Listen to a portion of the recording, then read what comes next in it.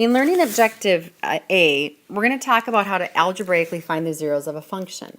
This can be done with either roots, factoring, or the quadratic formula. Okay, before we dive into the quadratic models, let's just revisit what a linear model is again.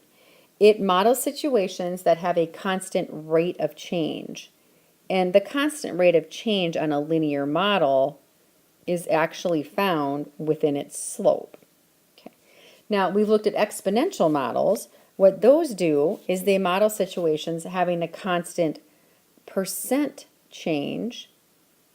And that constant percent change, when we look at the format of an exponential, is actually the growth or decay factor, or the b value. Now, quadratic models are of the format, again, that we see up here, ax squared plus bx plus c. When you graph them, they have a parabolic shape.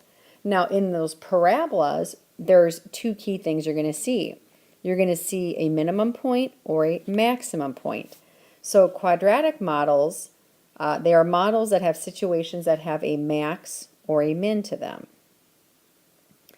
Now, I'm not sure if you remember, you are able to tell if a parabola is actually going to open upward, as this one does, versus downward. It's actually going to be based on the a value, or the number that's in front of the x squared. Remember, if a is greater than 0, the parabola will actually open upward. For downward, a is going to be less than 0. The other thing is when we have the quadratic formula, we actually will see what's called the discriminant inside of it. So b squared minus 4ac. So remember, the quadratic formula is x equals negative b plus or minus the square root of b squared minus 4ac all over 2a. What you learned in Algebra 2x is when that discriminant, or the b squared minus 4ac, when it is greater than 0, you are actually going to have two answers, and they're going to show up here on the x-intercepts. Now, on the graph over here to the right, we don't see any x-intercepts, which means the parabola doesn't cross there.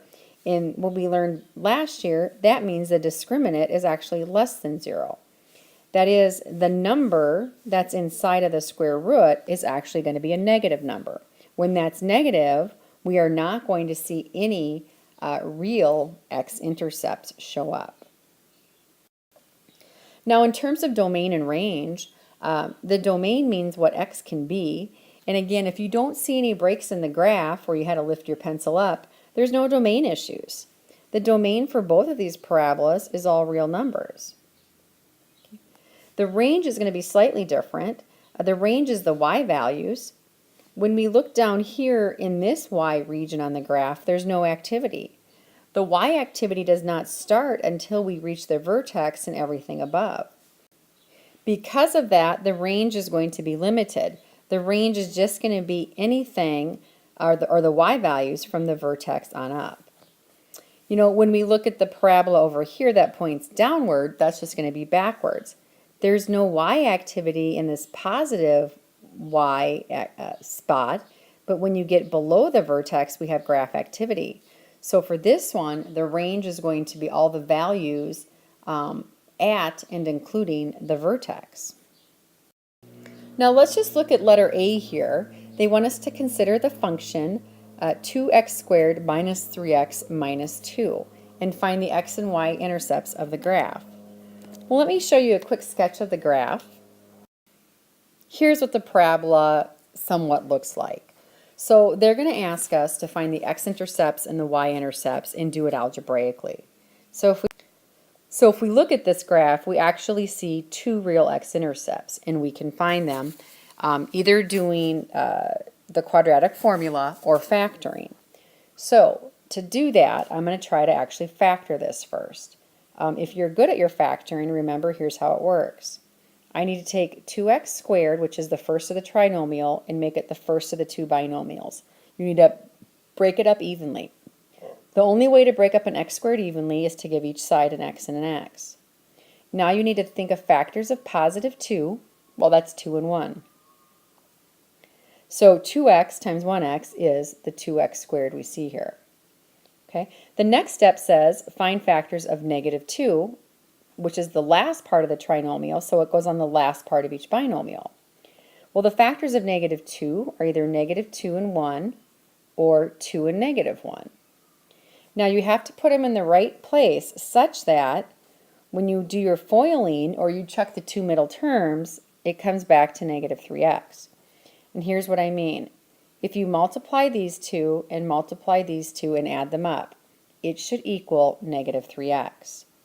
So I'm going to try the factors of -2 and +1. I'm going to put +1 here and -2 here. Let me show you. 1 times 1x is 1x. 2x times -2 is -4x. That adds to -3x, which is my middle term. So that actually does work. Now, those are the factors. So to find the x-intercepts, or what we call the zeros, you set it equal to 0. So I'm going to take each of these two factors, set them equal to 0. The first one would say it's this equal to 0. The second one is x minus 2 equal to 0. Clearly, to solve this one, x is equal to 2.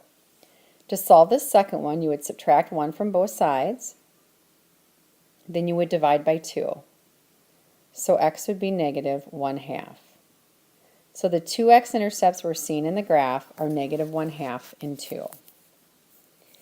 Now, let's say you aren't that strong of a factorer and you wanted to be able to do this with a quadratic formula.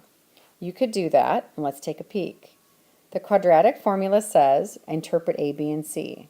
So a is in front of x squared, so it's 2. b is in front of x, it's -3. c is the value by itself, -2. We're going to actually use the quadratic formula, which says x equals -b plus or minus the square root of b squared minus 4, then a and c, all over 2 times a. If we simplify this, we're going to get a +3 plus or minus the square root of 9. -2 and 2 is -4. -4 is +16. On the bottom we have a 4. This is equal to 3 plus or minus the square root of 25 over 4. That breaks out here then to 3 plus or minus 5 over 4. Now remember, we're going to break this off into its two answers, one with the plus and one with the minus. So it's 3 plus 5 divided by 4, 3 minus 5, all divided by 4. You must do 3 plus 5 first, which is 8, divided by 4 is 2. 3 minus 5 is -2, divided by 4, which simplifies to -1/2. So either way, you're going to get the same answer. The last thing they want us to do is to find the y-intercept. Well, the y-intercept is right here where it crosses the y-axis. Now, the y-axis, it looks like this is the ordered pair 0, 2. So what you should notice about the y-intercept is it happens when x is equal to 0.